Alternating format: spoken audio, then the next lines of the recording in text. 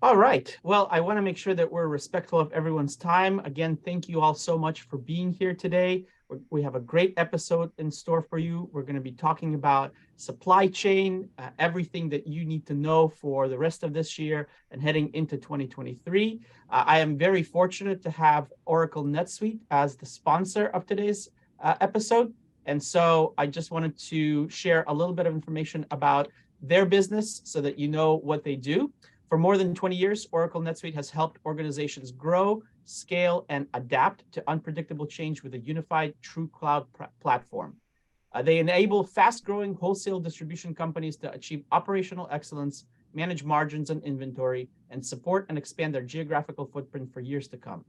NetSuite also provides an integrated system that includes financials, ERP, HR management software, CRM, professional services automation, and omni-channel commerce.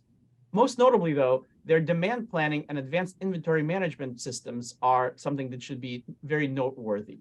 They're used by more than 31,000 customers in 217 countries and dependent territories.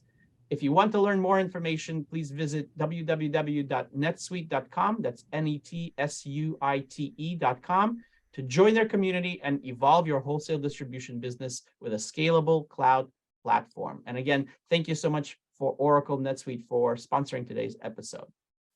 Now I have the distinguished pleasure of introducing our guest today. It's Samantha Jones, Vice President of Revenue from Rocketshipping. Samantha, thank you so much for being here. A little bit about our guest. She started her logistics career as a management trainee with ArcBest. She then moved into outside sales, working with small to medium-sized companies to help them manage their logistics processes more efficiently. Next, Samantha stepped into a director of enterprise sales role where she consulted with leaders of some of the nation's largest supply chains. Having spoken to Samantha, I know she's quite passionate about the logistics industry, and she began studying the global and domestic markets to better understand the freight markets and how to navigate managing global supply chains through the constant cyclical nature of the industry. She shares a lot of her findings with her LinkedIn network. So if you get a chance, give her a follow. She provides some great insights and content, which thankfully she'll be sharing with us today. And her most recent career move placed her as the VP of Revenue at Rocketshipping, where she's helping lead the firm to new levels of growth and into new markets. Samantha, thank you so much for joining us today. It's a pleasure to have you on the show. It's a pleasure to be here. I'm excited. Wonderful. Well, as I have with previous guests, I think it's important to set the stage for the conversation by looking backwards a little bit and assessing where we are. I also want to encourage our guests to put questions using the Q&A tool into the chat, and we'll do our best to incorporate them into the discussion that Samantha and I will have. With that out of the way, Samantha, I think the first question that I have for you is, can you give us a quick overview of kind of where we've been in the short period before the pandemic and throughout the pandemic? Let's talk about 2020, 2021, so far what we've seen in 2022. What would you say is the status of the supply chain as it stands today? Yeah, that's a great question.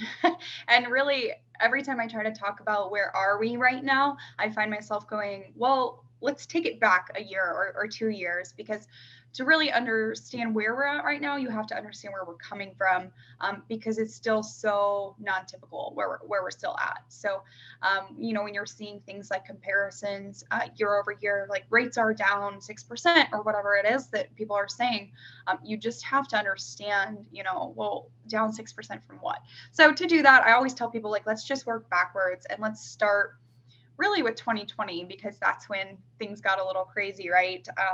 And by crazy, I mean any chart you look at, any graph in any type of trucking related sector, even employment. If you look at employment graphs, I study a lot of economic metrics, and you will see this very deep V at the beginning of 2020. So we went, the pandemic hit, we went into lockdown, and everything, trucking volumes, revenues, just employment levels, they just plummeted straight down, really, to some of the lowest levels that they had been in a very long time. But what happened was almost an immediate uptick to some of the highest levels. So if you look at like consumer spending on goods, the V is just astronomically, it goes up so high. And when things like that go up, it also drives all of the volumes in the freight space and in supply chains and the ocean imports. And so what we had was really a crazy time. And we went as far down as we could. We laid off a lot of workforce because of it, but then we immediately rebounded up to record high levels, and the workforce couldn't catch up, and a lot of other things couldn't catch up either. So we've kind of been in this recovery ever since then of how do we now manage these elevated levels of whatever it might be, consumer spending and demand for trucks and to move these goods. And so in 2020, things were pretty dicey there as we tried to handle through that. And 2020 was just a year of survival. I mean, if you could just get your stuff, you were winning. That was the truth. You forget operational efficiencies, forget pricing efficiencies, just get your stuff, please. Like if that's all you could do, it was a good year. And 2021 was a similar story, kind of had some things level out a little bit. 2021, we started seeing goods shifting away from the West Coast just to try to get, your imports in, for example. And there was infrastructure starting to be built up around that in 2021. So it made it a little bit better. Still a crazy year. 2021 is still highest rates that a lot of people have ever paid for multiple modes in logistics. So a year of very elevated rates and minimal capacity. And then 2022, we moved into it. It started off still just as crazy as 2021, but it quickly changed. And so the landscape in 2022 has changed. And now 2022, I tell people it was the year of stabilizing capacity and operations.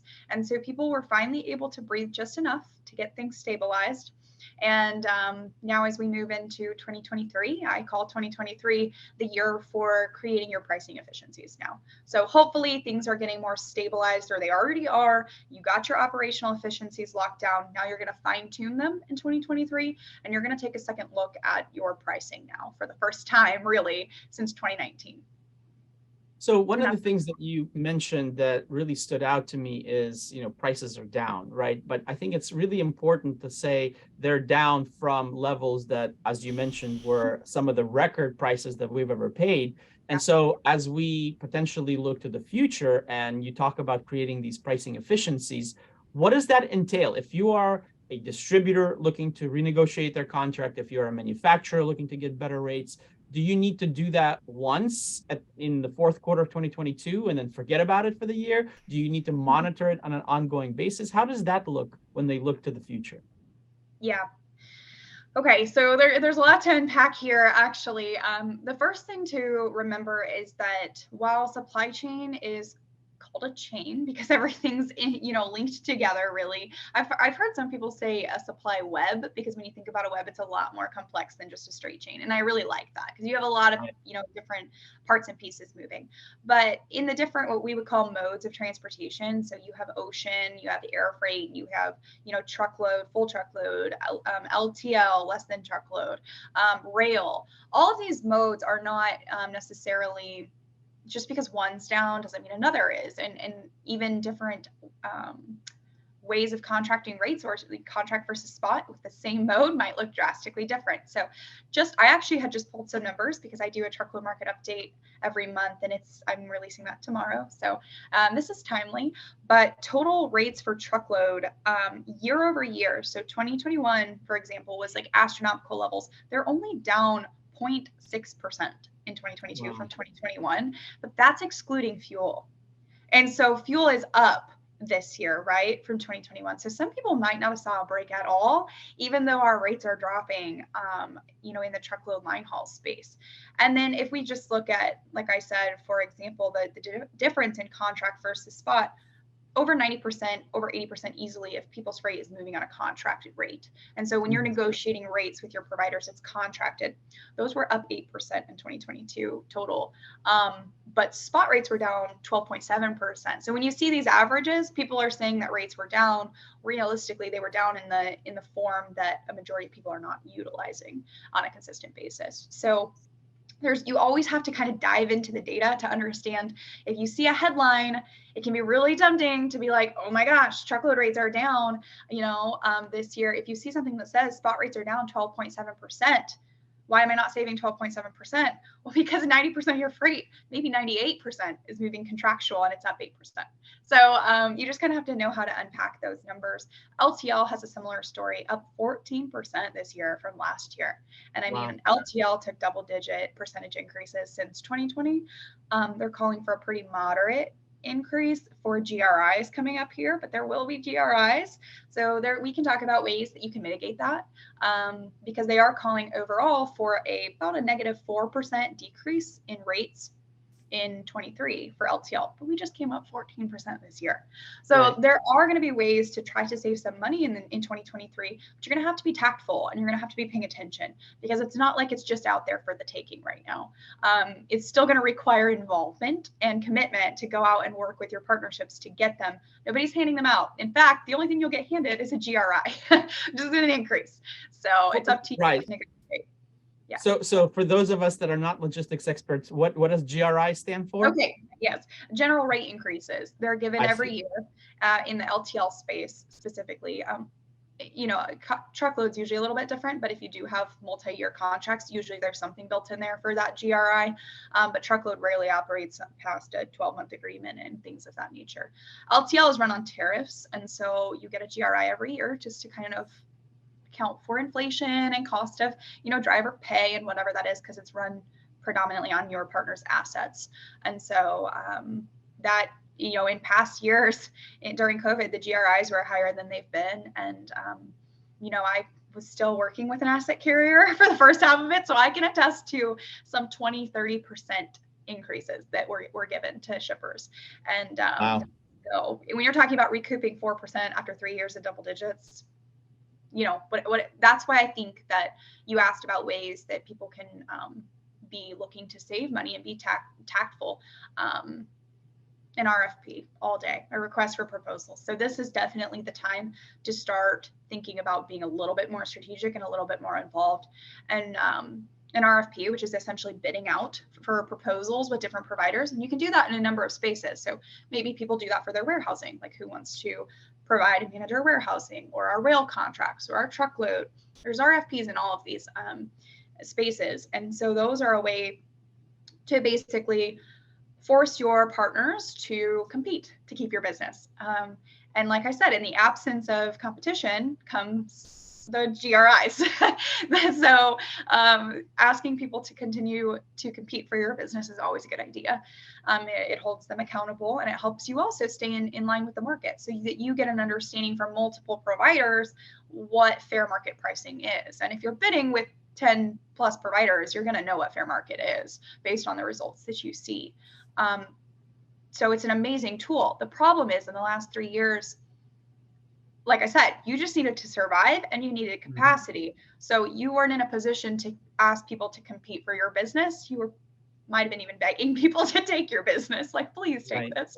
Right. So now we're kind of finally, for the first time in several years, seeing a point where carriers are kind of still going to hold pricing pretty strong. We're not going to see any like major concessions, I don't believe, but they are starting to recognize that, hey, it's time for negotiations and it's time to start really optimizing networks and looking at the RFPs that are out there for us and finding what type of freight profile and lanes it is that we want and attacking those. Yeah, so it sounds like you have to do the research. Obviously, the devil's in the details, as you said. Shop around with as many possible providers, consider different modes of transportations. And then at the end of that process, my recommendation is include a GRD, a general rate decrease request with your RFP to your existing provider and see what they can do, right?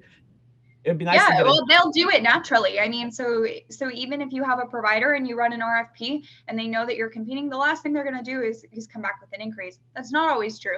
Sometimes they do it, and it's basically because they know that that's where the market needs to be, or maybe you're, like it or not, maybe your freight wasn't profitable for them. And this has also been a strong market for carriers, still will be. There's still plenty of freight out there. And so carriers don't want to run unprofitable freight when they could be taking somebody else's. So this is a big talking point of mine. I spoke at the Journal of Commerce in Chicago a couple of months back, and this is kind of the topic, is that when you hear things like, oh, it's going to be a shipper's market and you're going to kind of take back a little bit of control, that does not mean that you need to stop making yourself attractive. Like, your number one priority when you are contracting anyone in the logistics and supply chain space is to be their shipper of choice. And if you can be a shipper of choice, you see that show up in your pricing. And what a shipper of choice would entail is you need to be able to contribute positively to their operational efficiencies. If you have bad detention times, dwell times, you do a lot of single shipments, there's so many things that you might be doing. Everything's paper as opposed to electronic, short lead times, all of those things directly affect carriers' operational margins. And that's how they price freight. The way you affect their operations gets built into the way they price what you do with them. And, that could be true for, I imagine, a number of industries. I'm not too into the warehousing space, but if you're really difficult and you have a lot of requirements for how we have to pick and pack and ship and communicate, you probably get priced higher than someone who's very simple pallet in, pallet out type of operation. And so it's the same thing in freight. Like, how attractive can you be to your full truckload providers, to your LTL providers? And you'll get priced accordingly. So I highly encourage everyone to be talking with their providers and ask for honest feedback. Like, do surveys, build relationships, ask them how you're doing, if there's anything you can improve. And didn't used to be that way, because it used to be that, you had so many people who wanted your freight and they were going to fight over it. And I got this percent, discount. And, the fact of the matter is that there's just a lot more freight moving as consumers change behaviors, as populations change, as we even saw a couple carriers go out of business early in the pandemic, and so that business shifted elsewhere.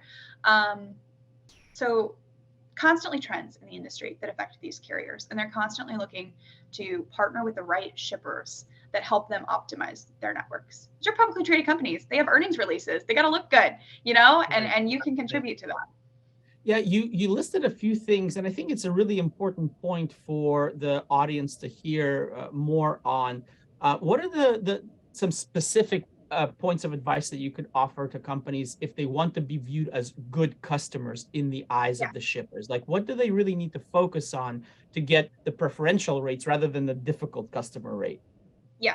So C.H. Robinson, actually, I was talking with someone over there, and they ran a study on this, and this is one of my favorites because obviously C.H. Robinson moves a large amount of freight. So they just did like a internal data study, and they found a direct correlation in shippers and or receivers that have long dwell times. It directly correlated with higher tender rejections and higher rates.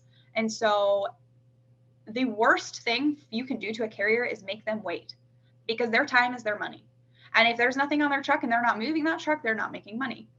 And so we call it detention, long loading times. It's long loading and unloading times. So if somebody shows up and they have an appointment at 10 a.m. and you don't load them till 12, that was 2 hours of their time that they won't get back. And that, industry standard for detention is maybe $50 an hour, $100 an hour. But the reality is that doesn't even come close to covering an opportunity cost that was lost there.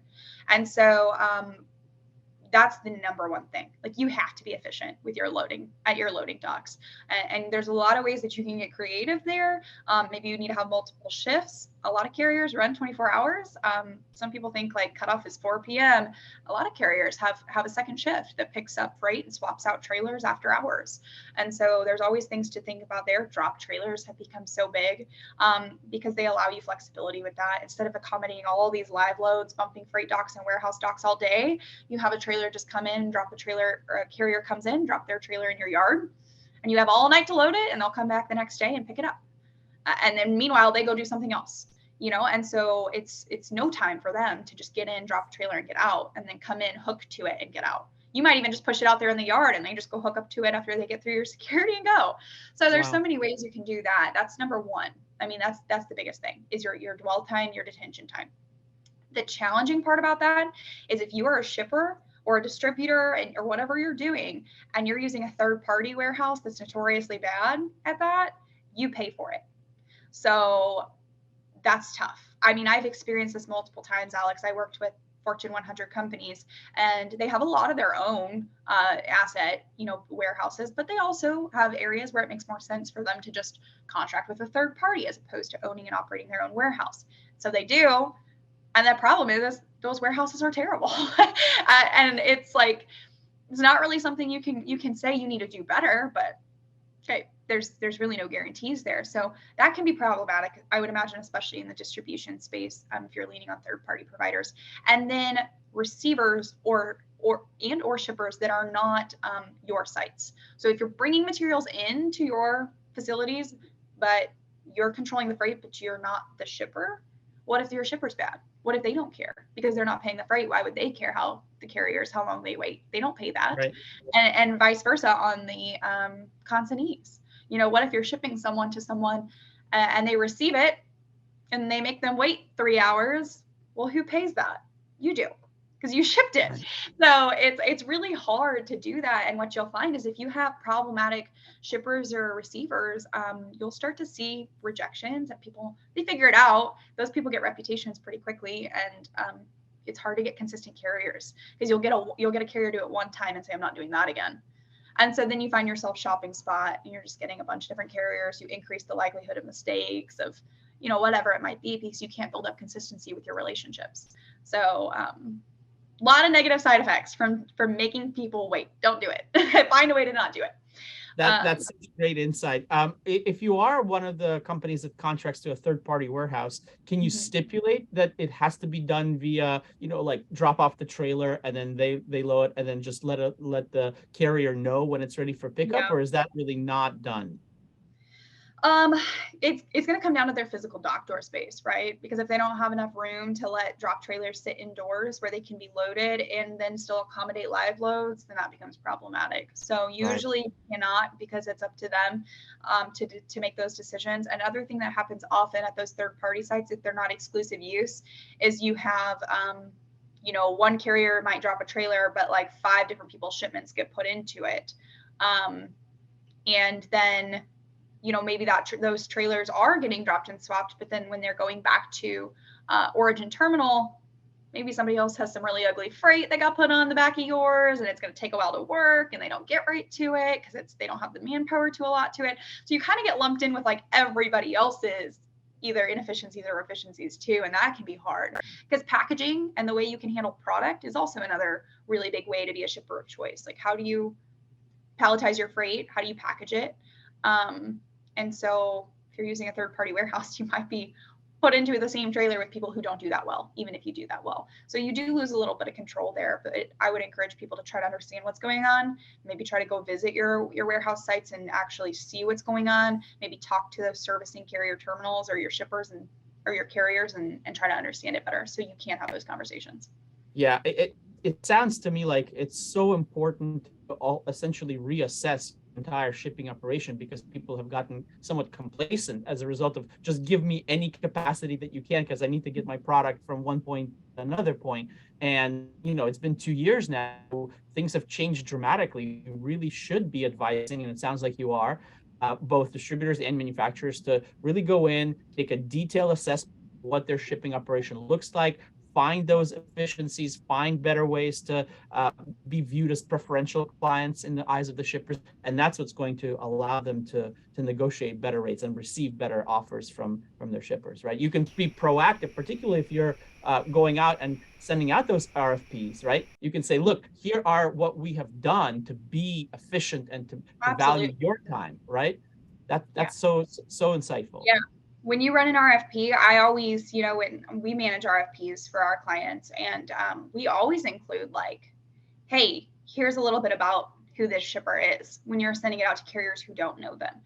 We send pictures of their pretty freight, like we do what we can to make them attractive. We're marketing the shipper literally, and the shipper needs to live up to it, and they hold that end up. And if carriers are like, well, we could do this if we got X amount of an award, could we do a drop trailer? So then those are conversations that you have with the shippers to determine what efficiencies are possible.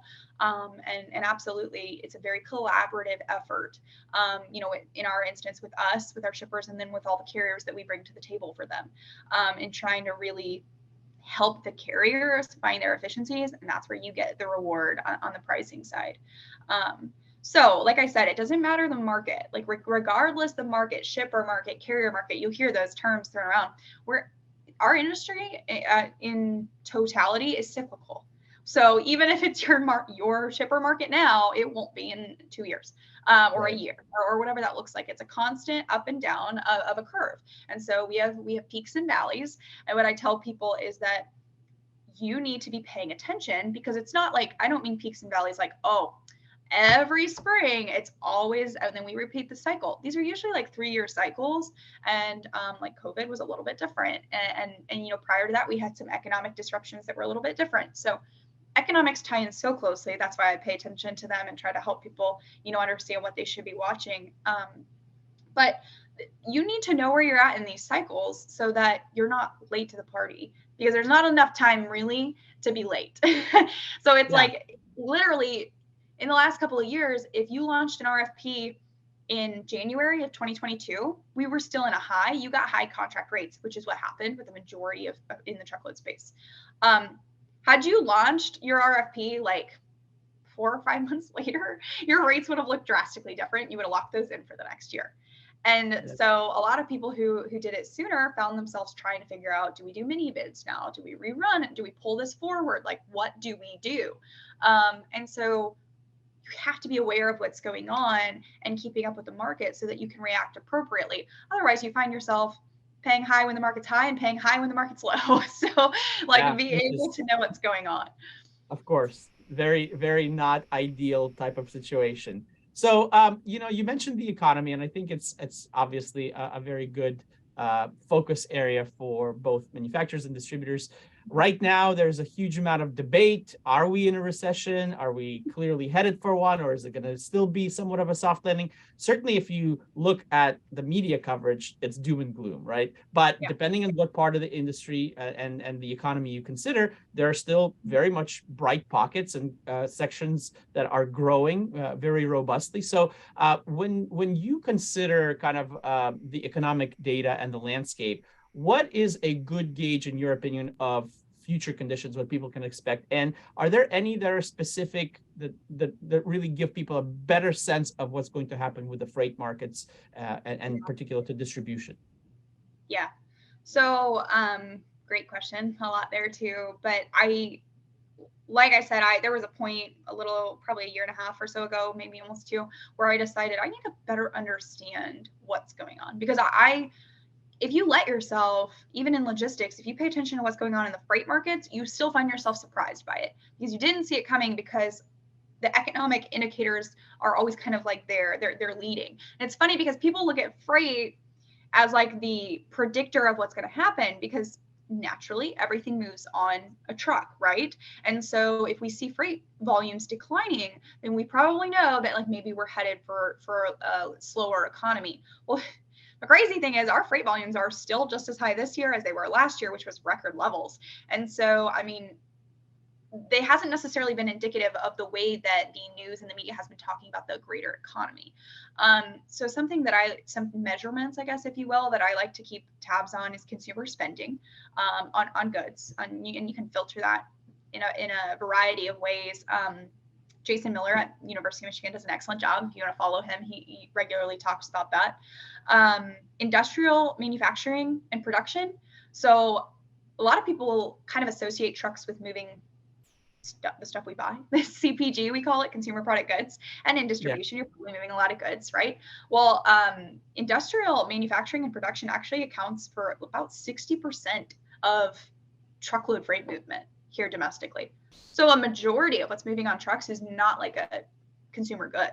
And so that's a really big indicator, and something that I've learned to keep an eye on is where are we at, and the cool thing about that is we have economic measurements for future orders and orders placed but not fulfilled. So you can kind of try to keep tabs on what's coming down the pipeline with those companies, not just what are they doing today. And you can look at like their production today and stuff as well.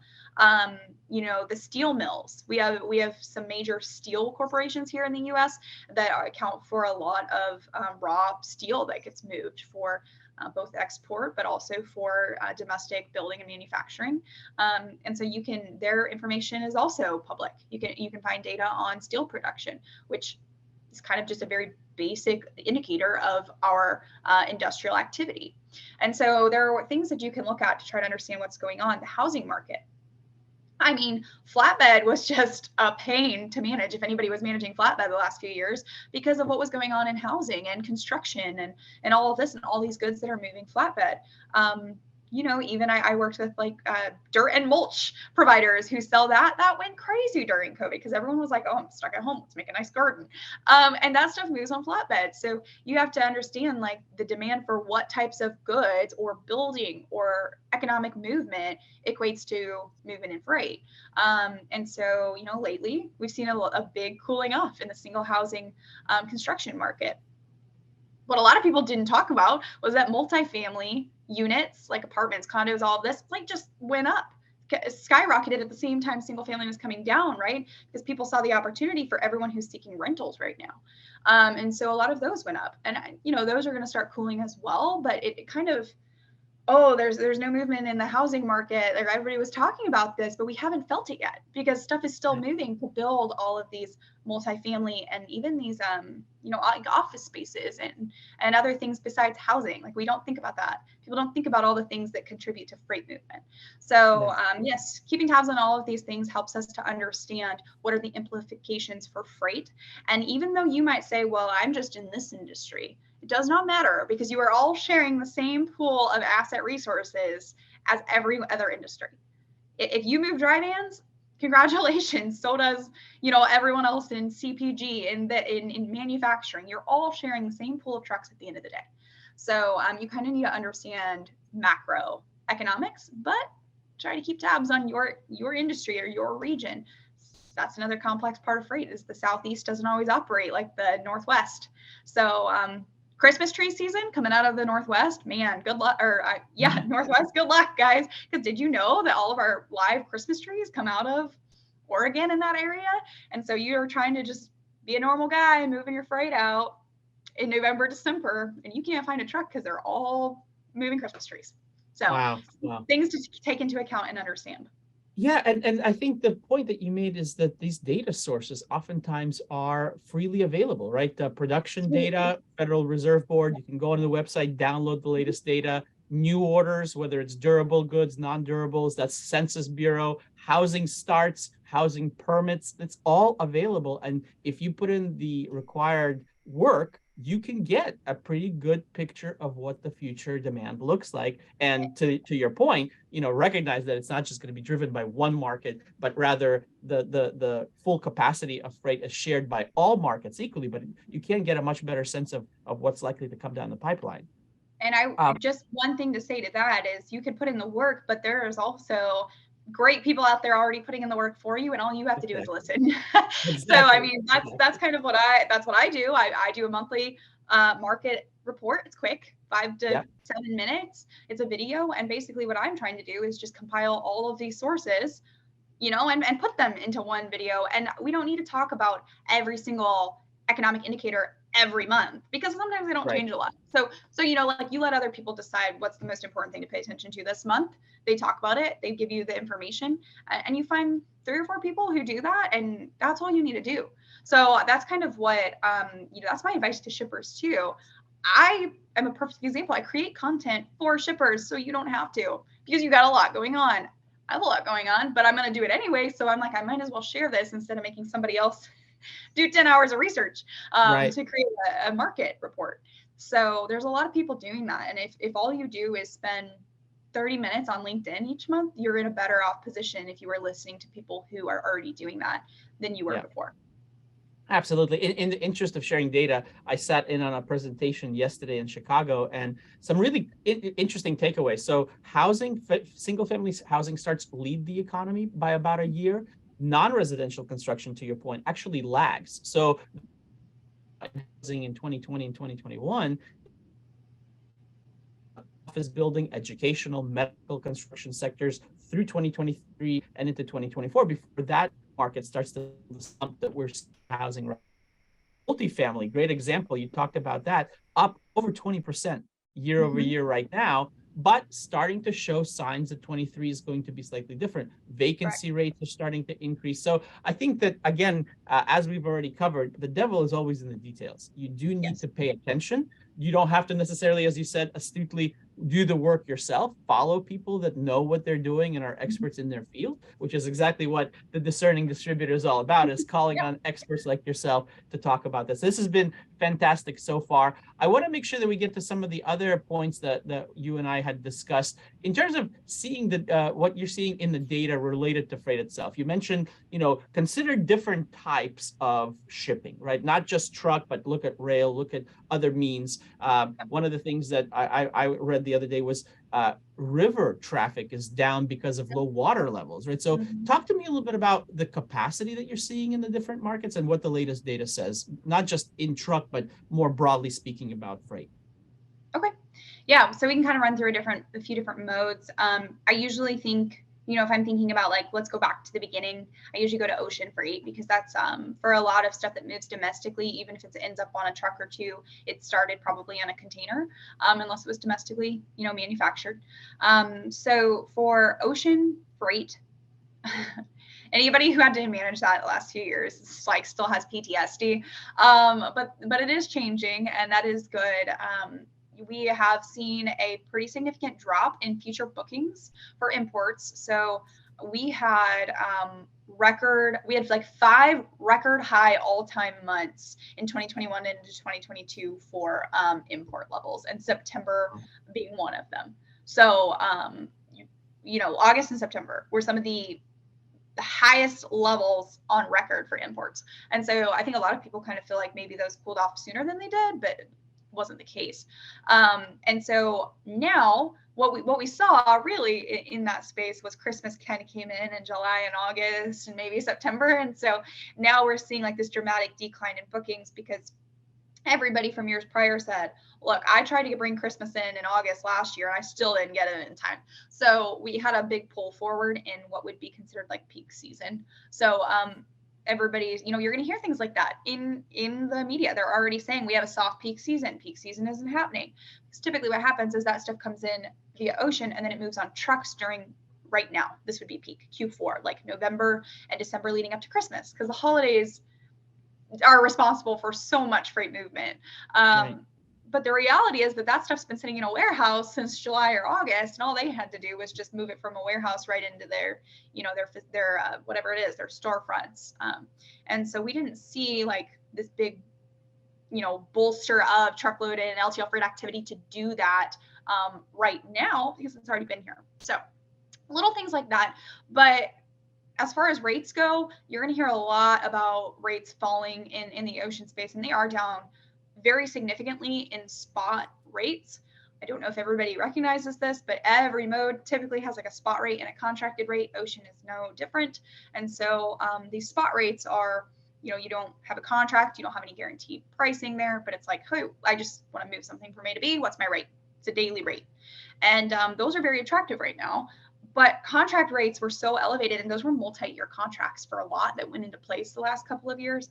And so a lot of people on contracted rates have not seen what you see in these spot decreases. That's going to change. And the ocean, the steam lines know it, the providers know it. So they're going to start renegotiating those as volumes drop off and things start to level out a little bit.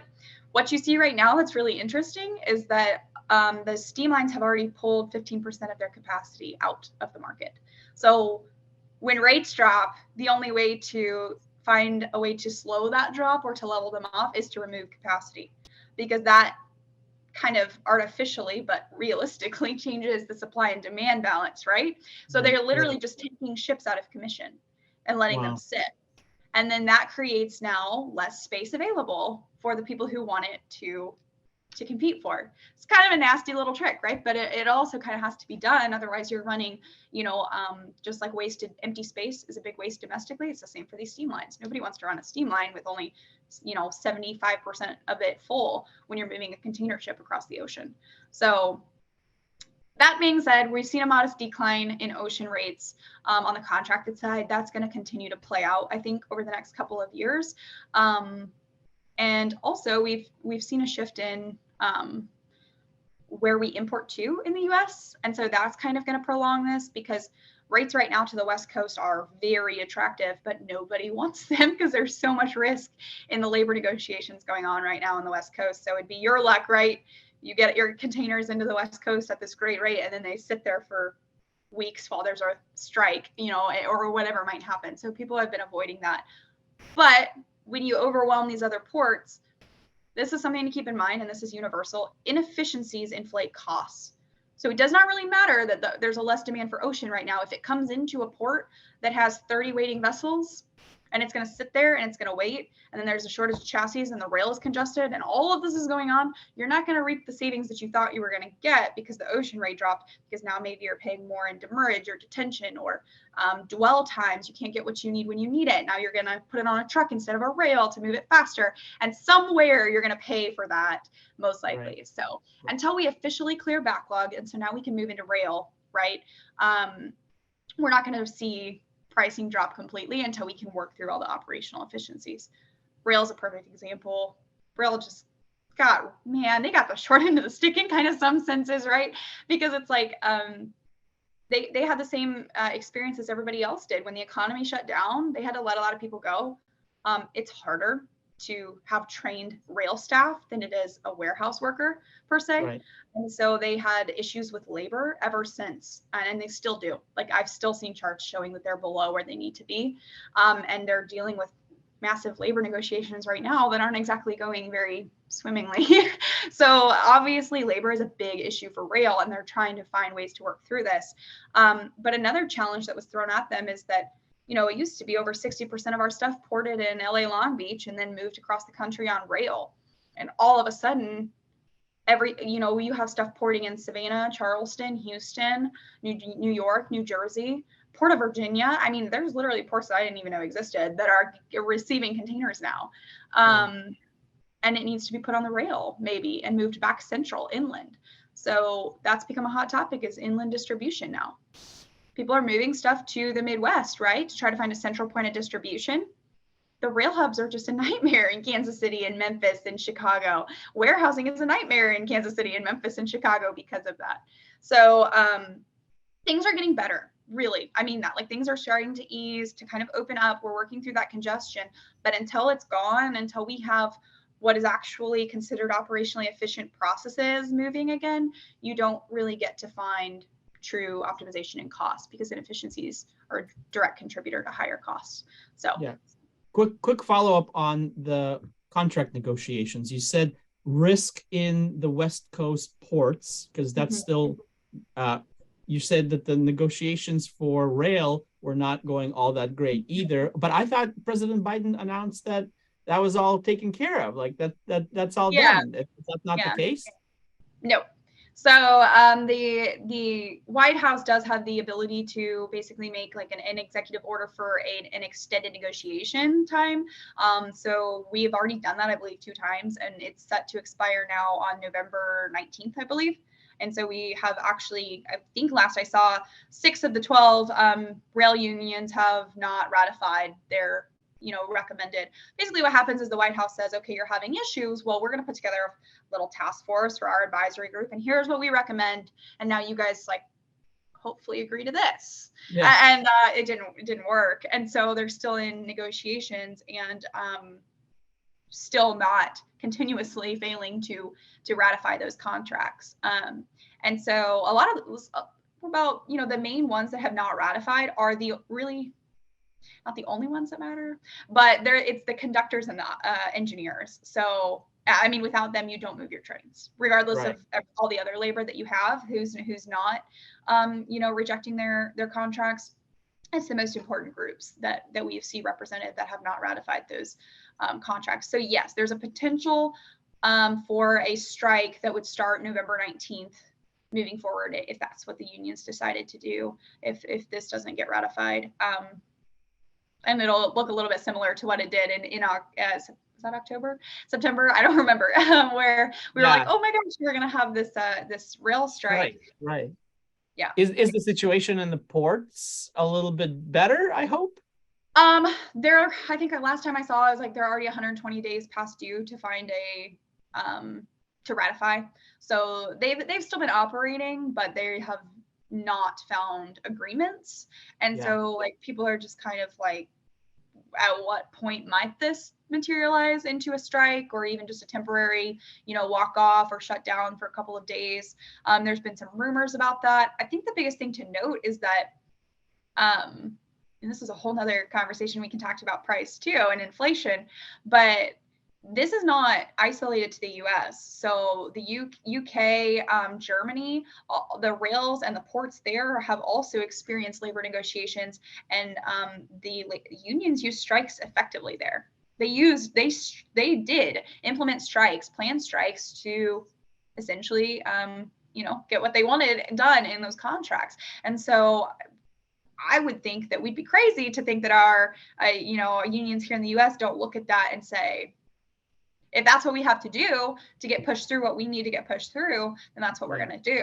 And there, we need them. Like I saw some fun facts for rail for you. And if the rail shut down for a day, that's 400,000 trucks that need to be brought in to move the goods that move on our rail systems in one day.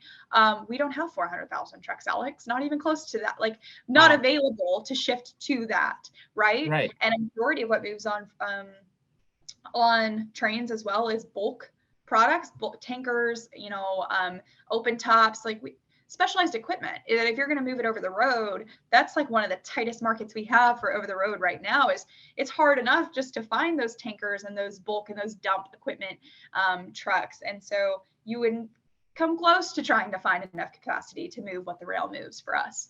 And then, you talked about so West Coast labor negotiations not resolved. Hopefully we'll get resolved, but it's still a risk. And that would essentially shut down, a strike could shut down the West Coast port operations for, container ships coming in to be unloaded, which right now wouldn't be that big of a deal because a lot of that capacity is already shifted. And in my opinion, the only stuff that's still coming in West Coast is stuff destined for the West Coast and people who can afford to take the risk because it's not super urgent or timely. The barge situation is very unique. We talked about that a little bit, and that kind of made me think of it when we talked about the rail and the types of commodities that are moved via rail. This is harvest season, and a lot of 90% actually of our exportable agricultural goods from the Midwest move on the Mississippi River to be exported. And so right now, effectively, the water levels are so low that think of the river and the barge system as like a 2-lane highway. Stuff's coming and going. We're down to a one-way, so we can't have 2 barges cross the river at any point at the same time. So how do you do that? Like you have to wait for one to travel down till you get to a pocket and one can come up. And so it's super inefficient as far as how much, and they've had to reduce the tonnage that the barges can haul just so that they don't sink too low in the water levels. And so that's down. So you have inefficiencies all over the place, reduced tonnage, slower movement, right? And so that's just gotten really hairy. And so what you're seeing is, if you are trying to ship those goods to over the road, again, that's a unique type of equipment that's required for that. And so that's pulling some of that capacity.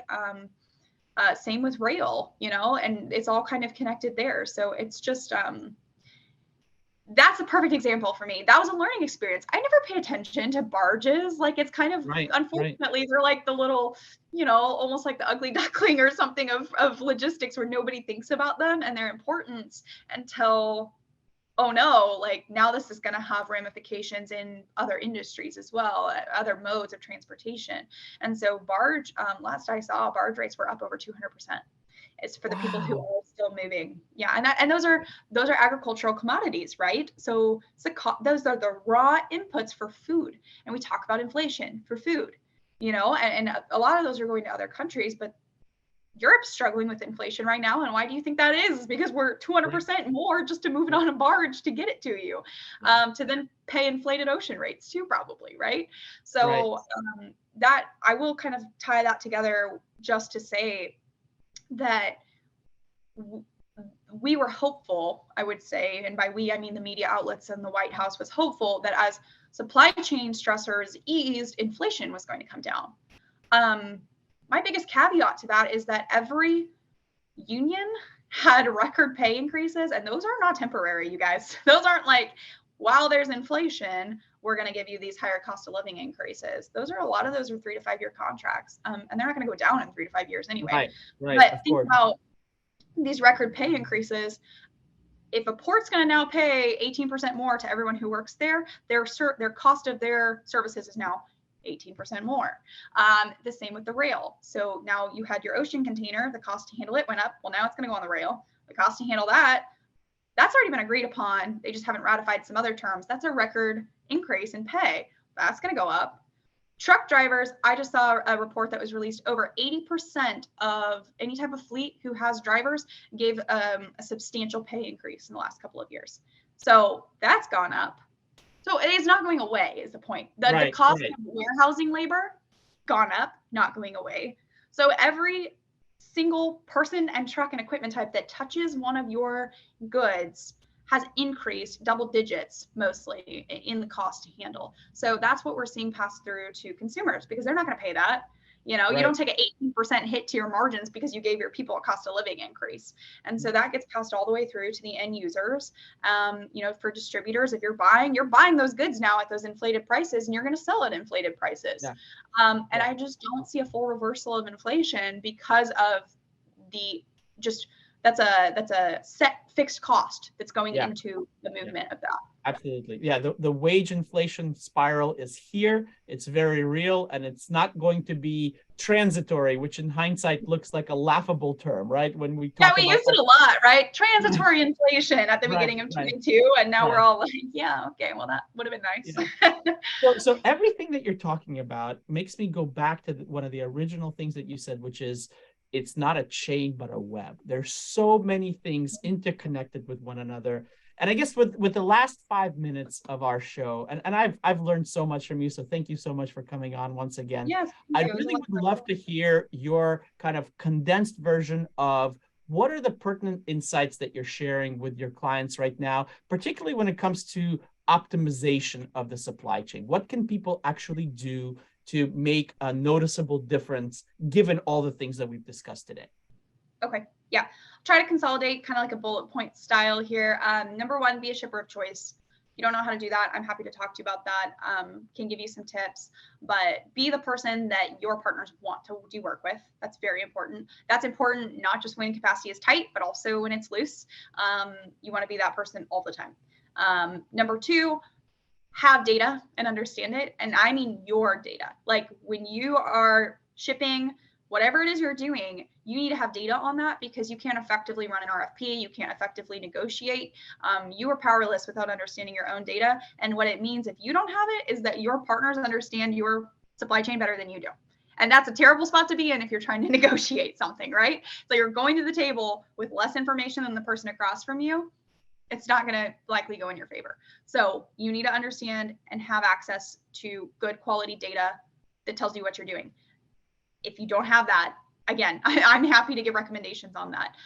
There's a number of ways to try to find it from your partners that already have it. And there's a lot of ways to figure out how to make sure that you start having it for yourself and tracking it for yourself moving forward. That is like, that needed to happen 5 years ago, 10 years ago for everyone. So if you don't have your data, should have started yesterday, but the second best time to start is today. So let's do that. And then the next thing is to understand that we are all projections right now. And again, these are projections, right? Because we're future looking for 23 is that things will soften some. We're not seeing dramatic changes. The last numbers I saw, and these are from FTR, which is a great organization. FTR, recommend that you follow them.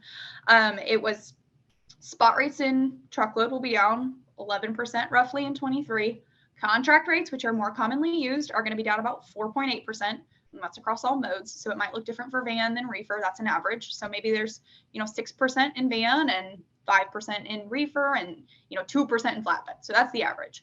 But understanding, you can dig into those more and understand what the market is saying it's going to look like in 23 so that you can have that for negotiations. LTL, again, like I said, down a modest 4%, but only if you're doing it right. So an RFP, that's the next thing. It's a great idea. Figure out, if you haven't done one in a while, what it would take to do one. If you do one every year, when that timing is, preparing for that, understanding what type of goals you want to see come out of that, and having good conversations and prepping your partners for that. So data, shipper choice, RFPs, leverage those. And then, yeah, expect hopefully some easing in operational madness in 23 if you're still experiencing that. And hopefully you get a little bit of a break on rates as well in 23.